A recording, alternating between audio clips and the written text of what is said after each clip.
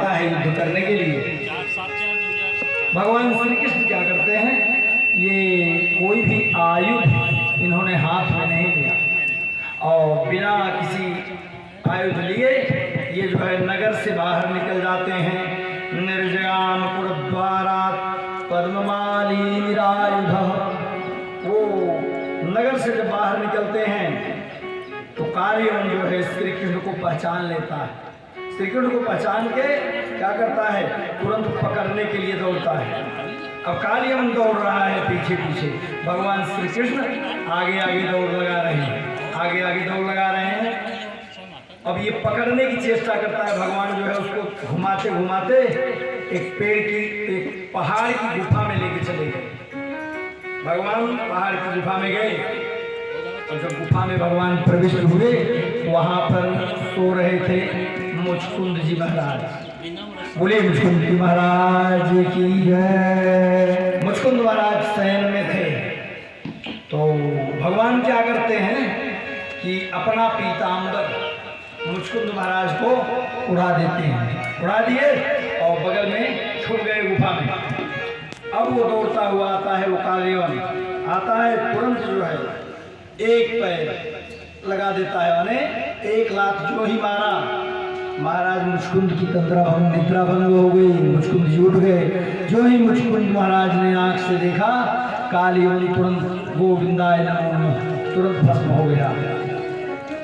अब देवासुर संग्राम में मुचकुंद जी महाराज का बड़ा सहयोग रहा है। उस सहयोग के नाते देवताओं ने बड़ा वरदान दिया है महाराज मुचकुंद को। तो इन्होंने कहा महाराज मुझे विश्राम चाहिए। कहा हाँ जाओ विश्राम करो, असमय जो आपको जगावेगा, माने बिना समय के जो व्यक्ति तुम्हें जगाएगा वो भस्म हो जाएगा, तुम निश्चिंत रहिए जाइए। मुचकुंद ने भगवान की बड़ी स्तुति की, भक्ति का वरदान मांगा।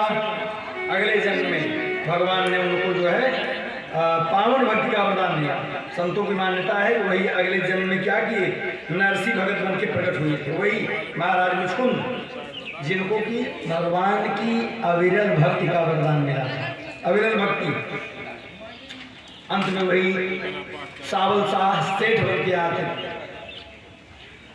कालियवन का अंत करने के बाद इधर भगवान लौटते हैं मथुरा और उधर दाऊद जी महाराज जो कालियवन के साथ में जो म्लेच्छ इत्यादि थे सैनिक, उनको जो है उनका वध कर डाले। अपने हल मुसल के सहारे जो है सबका वध किए, संहार किए।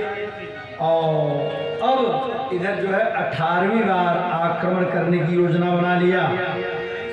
भगवान दाऊद जी से कहते हैं कि देखो दाऊद भैया, लड़ते लड़ते मैं बहुत थक गया, अब मैं बहुत थक गया हूँ, अब लड़ने की इच्छा नहीं है, अब चलो कहीं भाग चलते हैं। दाऊद जी ने कहा अरे ऐसा कैसे सोच रहे हो, नहीं लड़ोगे भागोगे तो नाम खराब नहीं हो जाएगा, लोग क्या कहेंगे। भगवान ने कहा क्या कहेंगे कि चोरी से भाग गए। अरे चोर तो हम थे ही, माखन चोर कहते थे लोग, चीर चोर कहते थे, एक नाम और बढ़ जाएगा रणछोड़। रणछोड़ नाम बढ़ गया, कोई चिंता की बात नहीं है, लेकिन यहाँ रुकना नहीं है, चलो जो है यहाँ से निकल चलते हैं। और हम समुद्र में वहाँ पर टापू के ऊपर एक सुंदर सी द्वारिका नगरी का निर्माण हमने कराया है और चले चलते हैं भाग के, और इसको पागल बना के टहला देंगे, कोई चिंता की बात नहीं। हम और आप मिलेंगे नहीं, ये जान लो, ये आश्चर्य में पड़ जाएगा। तो क्या करते हैं, भगवान जो है समस्त जितने भी वहाँ के सैनिक अमात्य इत्यादि थे, जो भी सदस्य थे, सबको पहले भेज दिया, सबको पहले भेज दिया। फिर बाद में जो है भगवान और दाऊद जी ये दोनों जो है दौड़ते दौड़ते सीधे चले गए ना, और पहाड़ पर हो करके पहाड़ के उस पार सीधे गए और समुद्र से हो करके वो क्या करते हैं, द्वारिका में पहुंच जाते हैं। इधर ये देखता है कि दोनों भाग रहे हैं, तो जरासंध पूरे पहाड़ में आग लगवा देता है। पहाड़ में आग लगवा दिया और आग लगवाने के बाद इसको ये जानकारी हो गई कि अब ये तो जल गए होंगे, खत्म हो गए होंगे, अब चिंता करने की बात नहीं है। इस प्रकार से ये निश्चिंत हो जाता है। अब ये लौटता है अपने नगर। कौन? जरासंध। अब जरासंध 17 बार लगातार पराजित हुआ था, तो अब की बार 18वीं बार इसने क्या किया, ये ब्राह्मणों का जप बैठा के आएगा ब्राह्मणों के हाथ से कि महाराज जिससे कि अब की बार हमारी विजय हो ही जाए, विजय श्री हमको मिल जाए, इसलिए आप जप करिए।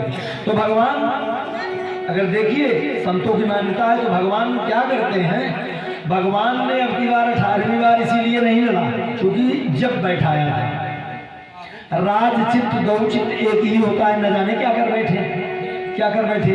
इधर ब्राह्मणों को जप पर अनुष्ठान लगवा दिया कि महाराज हमारी विजय श्री के लिए आप जो है जप करिए, और अभी हरा देंगे। हाँ, तो हार जाएगा तो ब्राह्मणों को जो है दंड दे सकता है, ब्राह्मणों को दंड दे, मार दे, और दक्षिणा भी लगे, बेचारे परेशान है। तो ब्राह्मणों का एक तरह से ये जरासंध ने ब्राह्मणों का एक तरह से सम्मान बढ़ा दिया और खुद जो है क्या किए, खुद जो है हट गए। अब ये आता है, ये जो है विजयनाथ का शंख जो है बजवा देता है, ये जो है कि हमको विजय श्री मिल गई। और भगवान ने तो फिर ब्राह्मणों की महत्ता बढ़ा दिया वहाँ से जाके कि ब्राह्मण बेचारे कुछ पा जाएंगे, दान दक्षिणा पा जाएंगे, क्योंकि ये परमात्मा है। परमात्मा अपनी माया पे उतर जाएंगे तो कौन इनसे पार पा सकता है, परमात्मा से कोई पार नहीं पा सकता। इस प्रकार से अब वो जो है क्या करते हैं, आ जाते हैं। और प्रभु जो है देखिए, हमारे प्रभु 11 वर्ष की अवस्था में वृंदावन से मथुरा आए थे। 14 वर्ष की अवस्था में ये समस्त सेनाओं का संहार करके ये चले आए द्वारिका में आ गए और द्वारिकाधीश बन करके विचित्र बात की। क्या इनका विवाह जो हुआ वो राक्षस से हुआ था। भगवान भीष्म सुताम रुक्मिणीं रुचिरान्नाम राक्षसेन विधानेन उपैमिति श्रुतम्। कहा हाँ ये बात तो है, तुम जो कह रहे हो ये बात तो सही है, राक्षस से हुआ था, बिल्कुल ठीक सुना था। तो महाराज ये बताइए भगवान ने ये विधि क्यों अपनाई? कहा उसके विषय में है, भगवान का इधर विवाह होता है रुक्मिणी से, उधर दाऊद भैया का विवाह रेवत महाराज की पुत्री रेवती से जो है उनका भी विवाह संपन्न होता है।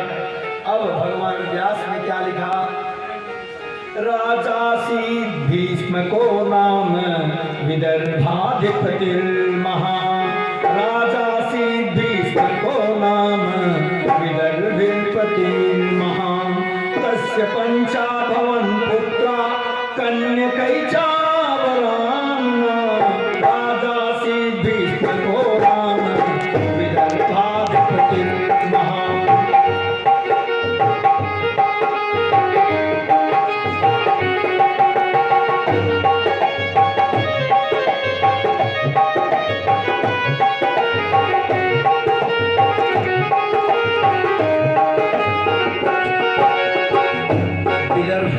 के राजा थे भीष्मक जी महाराज, उनकी एक बेटी थी रुक्मिणी, और भीष्मक के 5 बेटे थे, रुक्मी, रुक्मरथ, रुक्माल, रुक्मकेशी, रुक्ममाली, ये 5 बेटे थे और एक बेटी थी रुक्मिणी।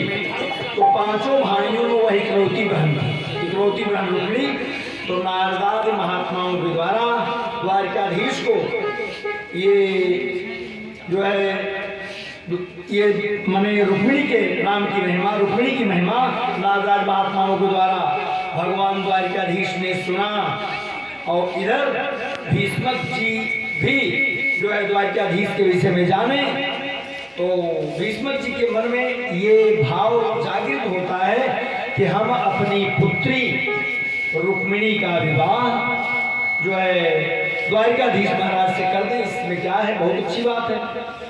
तो सायंकाल में 5 बेटों को बुलाते हैं, बैठते हैं भीष्म जी महाराज का ये बताइए, अब आप 5 जो है देखने ताकने के योग्य हो गए हो, ये बताइए ये तुम्हारी बहन जो रुक्मिणी है अब विवाह के योग्य हो गई है, तो इसका विवाह अगर हम द्वारिकाधीश से कर दें तो इसमें क्या बुराई है? तो अन्य चार भाई तो कुछ नहीं बोले, लेकिन रुक्मी तुरंत कहता है अरे क्या पिताजी, अरे उस भगोड़े से जो रणछोड़ है, उस भगोड़े से, उस ग्वाले से मैं अपनी बहन का ब्याह नहीं करने वाला हूँ। इतनी हमारी गिरी हुई हालत नहीं, आप क्या समझते हैं? अब पिता क्या करते भाई, पिता क्या करते? तो पिता है ना, अब सब कुछ कार्यभार इन्हीं लोगों पर है, देखना ताकना। पिताजी ने कहा ठीक है, लिख करके क्या किया कि ब्राह्मण को, पंडित जी को, वो भी पहले के राजा महाराजा जो होते थे उनके राज्य में तमाम पंडित इत्यादि रहते थे ना, तो पंडित जी को बुलाया, कहा महाराज ये पत्र नहीं, इसको मेरे प्राण समझो, आप जो है जा करके इस पत्र को जो है अविलंब शीघ्र ना इसको जा करके आप दे दो द्वारकाधीश के हाथ में। और पंडित जी तुरंत